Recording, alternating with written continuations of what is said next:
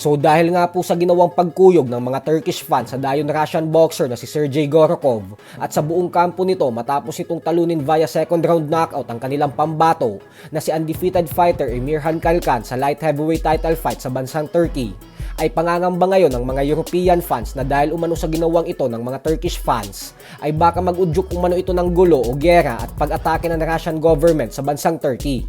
Dahil tiyak umano na hindi matutuwa ang bansang Russia sa inasal ng mga Turkish fans sa pambato nilang dumayo, lalo pat binawi pa nila ang naging panalo nito.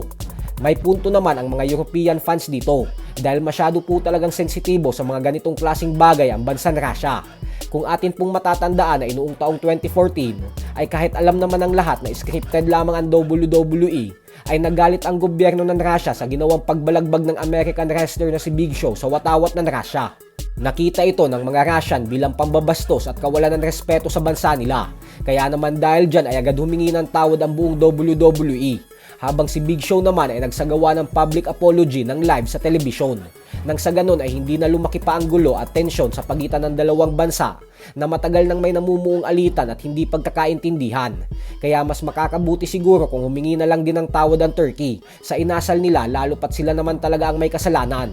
Ang masaklap pa dyan ay kapitbahay lang din ng Russia ang Turkey at alam naman natin ang ginawa ng Russia sa isa pa nilang kapitbahay na Ukraine. Kahit noong 2017 ay nagpakita rin ng buong suporta ang presidente ng Russia na si Vladimir Putin sa fighter nilang si Khabib Nurmagomedov matapos itong bastus-bastusin ng UFC superstar na si Conor McGregor. Marahil pwede nating sabihin na boxing lang naman yan kaya imposibleng pagmulan yan ng gulo ng dalawang bansa. Pero tandaan po natin na ang isang malaking apoy ay nagsisimula lang sa isang posporo at minsan ay isang upos ng sigarilyo lamang.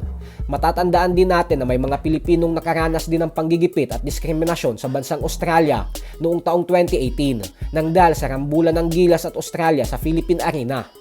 Sa kabilang banda naman mga idol ay naglabas naman nga po ng prediksyon ang Mexican legend former 4 Division Champion Erik Morales patungkol sa mega rematch ng ating pambansang kamao Manny Pacquiao at 5 Division Champion Floyd Mayweather Jr.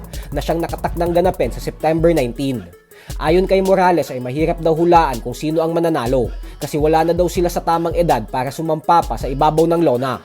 Pero sa kabila umano nito ay aminado siyang interesado siyang makita ang rematch. Sa palagay niya umano ay kung sino ang lalaban ng mas sariwa at hindi bugbog ang katawan sa ensayo at mas lamang sa bilis ay ang siyang magtatagumpay sa laban. Samantala, ibinunyag naman nga po ng The Ring Magazine na nagsimula na daw ang pag-uusap ng kampo ng dalawang undefeated champions na sila Devin Haney at Shakur Stevenson para sa isang blockbuster mega showdown. Subalit nagkakaroon umano ng problema sa negosasyon dahil hindi daw nagkakasundo ang magkabilang kampo sa timbang. Mahirap talaga yan maayos lalo pat parehong magulang ang dalawa. Manang-mana sa amo nilang si Floyd Mayweather. Bukod dyan ay kung matuloy man ang laban ng dalawa, ay dapat baguhin ng mga hurado ang batas. Imbis na bilangin ang suntok na patama, ay mas mabuti atang bilangin nila kung sino ang mas madaming ginawang pag-ilag at yun na lang ang tanghalin nilang panalo. Kasi wala talagang aksyon sa laban na ito. So hanggang dito na lang po muna tayo mga idol.